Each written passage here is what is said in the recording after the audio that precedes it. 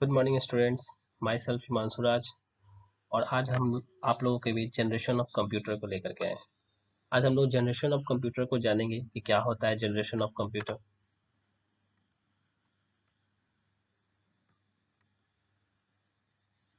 आइए स्टार्ट करते हैं हम लोग फर्स्ट जनरेशन ऑफ कंप्यूटर से। सबसे पहला है, if it comes to generation of computer, then when and how did the computer start in actual, how and when things changed in terms of its structure, quality, price, speed, size, etc. Reading or showing about things is called the generation of computer.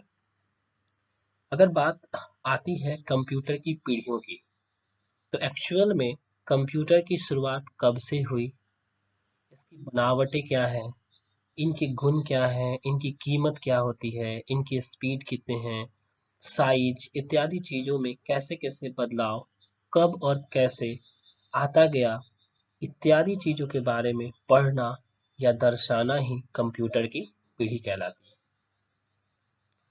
आइए आज हम लोग जानते हैं कि computer के generation में सबसे पहला जो जनरेशन है वो जनरेशन क्या है। इससे पहले मैं आप लोगों को एक नोट्स बता दूं जिसमें कि सभी जगह आपको कंप्यूटर जनरेशन का समय अलग अलग मिलेगा, जिसमें कि आपको 1, 2 या 3 वर्षों का अंतर हो सकता है। इसलिए आप इस बात से ना घबराएं या ना टेंशन लें कि सभी जगह अलग अलग जगह अलग अलग डेट क्यों हम लोग को मिल पा रहा है। तो जनरेशन में हम लोग अगर देखें तो हमारे पास जो जनरेशन में जो टाइम पीरियड होता है वो आपको बहुत ऐसे जगहों पर डिफरेंट मिलेंगे। तो उन डिफरेंट टाइम्स को देख करके हम लोगों को ये नहीं सोचना है कि ये गलत है या ये सही है, कि 1, 2, 3 साल का आगे पीछे आप लोगों को मिल सकता है। तो आइए हम लोग स्टार्ट करते हैं फर्स्ट जनरेशन के बारे में। As you just saw in the history of computer development, the first electronic digital computer was ENIAC, which was created in 1946 in collaboration with J.P. Scott and John Mauchly. Apart from this, UNIVAC, EDVAC, EDSEC computer are also involved in this generation, which you also read about it. If I talk about the timing of this generation, it's lasted until about 1946 to 1956, which is called the first generation of computer. अगर हम first generation की बात करें तो computer विकास के इतिहास में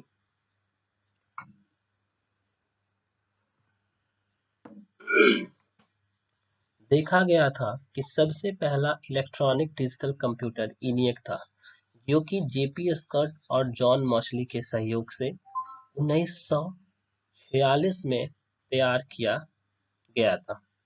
इसके अलावा यूनिवैक, ईडवैक, ईडसैक कंप्यूटर भी इस जनरेशन में शामिल है, जो कि इसके बारे में भी आपने पढ़ा था।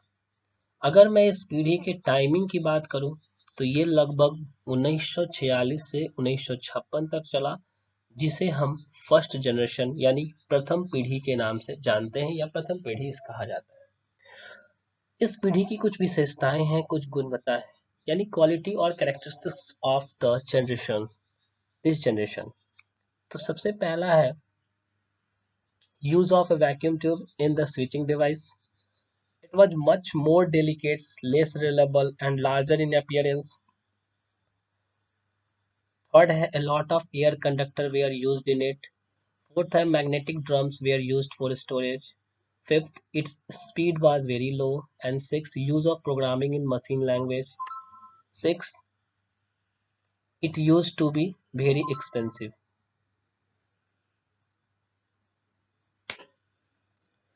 अगर हम इन सबों की इनके बेनिफिट्स की बात करें, इनकी क्वालिटी की बात करें, तो सबसे स्विचिंग डिवाइस में वैक्यूम ट्यूब का प्रयोग हुआ, यानी कह सकते हैं कि जो सबसे पहला जनरेशन है उसमें जिस डिवाइस का यूज किया गया था उसका नाम था वैक्यूम ट्यूब। यह बहुत ही ज़्यादा नाजुक, कम विश्वसनीय और देखने में बड़ा होता था। इसमें बहुत ज़्यादा एयर कंडक्टर का प्रयोग किया जाता था। संग्रहण के लिए मैग्नेटिक ड्रम का प्रयोग किया जाता था। इसकी स्पीड बहुत मंद थी मशीनी भाषाओं में प्रोग्रामिंग का प्रयोग होना, और यह बहुत ज़्यादा खर्चीला होता था। ये था हमारा फर्स्ट जनरेशन। इसके बाद नेक्स्ट है हमारा second generation. Second generation was started from 1956. Transistor was used in all these computers, due to which computers have been seen a lot of changes, such as being a smaller, gain in speed, be more reliable, etc. All this process went until Sun 1956 to 1964, which is called second generation. अगर हम दूसरी पीढ़ी की बात करें, second generation की बात करें, तो इस पीढ़ी की शुरुआत 1956 में हुई थी। इन सारे कंप्यूटरों में ट्रांजिस्टर का प्रयोग किया जाता था, जिसकी वजह से कंप्यूटर में काफ़ी बदलाव देखने को मिला। जैसे अगर हम साइज की बात करें तो आकार में छोटा, स्पीड में मुनाफा होना, ज़्यादा विश्वसनीय होना इत्यादि। इस जनरेशन की जो प्रक्रिया है वो 1956 से 1964 तक चली, जिसे हम द्वितीय पीढ़ी के नाम से जानते हैं।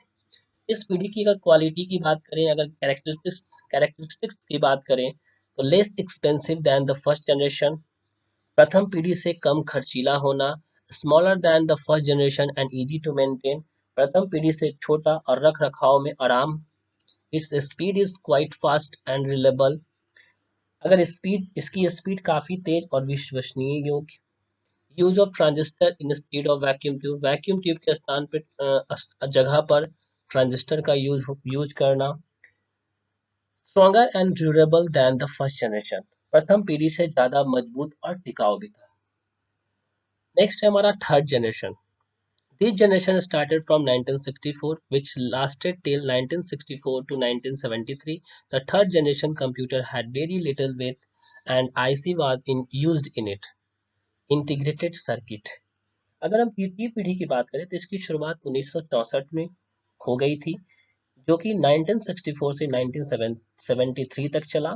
तृतीय पीढ़ी के कंप्यूटर का वजन बहुत ही कम था, इसके अंदर आईसी यानी इंटीग्रेटेड सर्किट का प्रयोग किया गया था। इसकी अगर क्वालिटी और कैरेक्टरिस्टिक्स की बात करें तो brings of very small size, second point getting ready at very low cost, third very low power consumption, fourth easy to maintain, fifth to be much faster than first and second generation speed, fourth to be very reliable, seventh stronger and faster running computer than all generation, and eight use of IC। अगर इनकी बात किया जाए, बहुत ही छोटे आकार का होना, बहुत ही छोटे आकार के थे थर्ड जनरेशन में, बहुत कम खर्चीलों में तैयार हो जाना, बहुत कम बिजली की खपत होना, रख रखाव में काफ़ी आसानी होना, स्पीड के मुकाबले प्रथम और द्वितीय पीढ़ी से काफ़ी तेज होना, बहुत ही ज़्यादा विश्वसनीय होना, सभी पीढ़ियों से ज़्यादा मजबूत और तीव्र गति से चलने वाला कंप्यूटर, और इसमें यूज जिस डिवाइस का किया गया था उसका नाम था आईसी। तो ये था हमारा थर्ड जनरेशन। इसके बाद जो नेक्स्ट है हमारा वो है fourth generation. This generation started from 1973 and lasted till 1982, which has been kept in the fourth generation such that it is still currently running. अगर इस पीढ़ी की शुरुआत 1973 से हुई थी, जो कि 1982 तक चली, जो कि चतुर्थ पीढ़ी में रखा गया है, ऐसे ये अभी भी वर्तमान में चल रहा है। यानी अगर फोर्थ जनरेशन की बात की जाए तो ये अभी भी हम करेंटली इसको अभी भी हम रनिंग में है और इसे अभी भी हम यूज कर रहे हैं। क्वालिटी और characteristics of this generation, very small इस साइज, आकार में तो एकदम छोटा होना, very fast in term of speed, speed के मामले में काफ़ी तेज, easier to maintain, take it whether whenever wherever you want, रख रखाव में भी आसान, जहाँ चाहो वहाँ पर इसे ले जा सकते हैं, कैरी करने में बहुत आसानी है इसे फोर्थ जनरेशन को, prepared at very low cost, बहुत कम खर्चीले में तैयार होना, वेरी रिलायबल एंड ड्यूरेबल, बहुत ही ज़्यादा विश्वसनीय और टिकाऊ, एक्सट्रीम स्टोरेज कैपेसिटी, बहुत ही ज़्यादा स्टोरेज की क्षमता, वेरी लो पावर कंजप्शन, बहुत ही कम बिजली की खपत, and use of micro processor. अगर फोर्थ जनरेशन कंप्यूटर की बात करें तो इस जनरेशन में जिस डिवाइस का यूज किया गया था इसका नाम था माइक्रो प्रोसेसर, इसे हम लोग सिलिकॉन चिप के भी नाम से जानते हैं। तो ये था हमारा fourth generation, and the last is fifth generation. All the computers from 1982 till now belongs to the fifth generation, This generation of computer is very small, powerful, fast and high tech. Many models of this generation of computer have been designed such as desktop computer, laptop computer, etc. Nowadays, computer has come like mobile size in which you can do all kinds of work like computer. 1982 से लेकर अब तक के सभी computer पांचवी पीढ़ी के अंतर्गत आते हैं। इस पीढ़ी के कंप्यूटर अत्यंत छोटे, शक्तिशाली, फास्ट और उच्च तकनीक वाले होते हैं। इस पीढ़ी वाले कंप्यूटर को कई सारे मॉडल से तैयार किए गए हैं, जैसे डेस्कटॉप कंप्यूटर हो, लैपटॉप कंप्यूटर इत्यादि। आजकल तो मोबाइल के साइज की तरह कंप्यूटर आ गया है, जिसमें आप कंप्यूटर की तरह सभी तरह के काम को आसानी से कर सकते हैं। There is no need to tell me more about this generation of computer because you can see at present what we can do with the help of computer.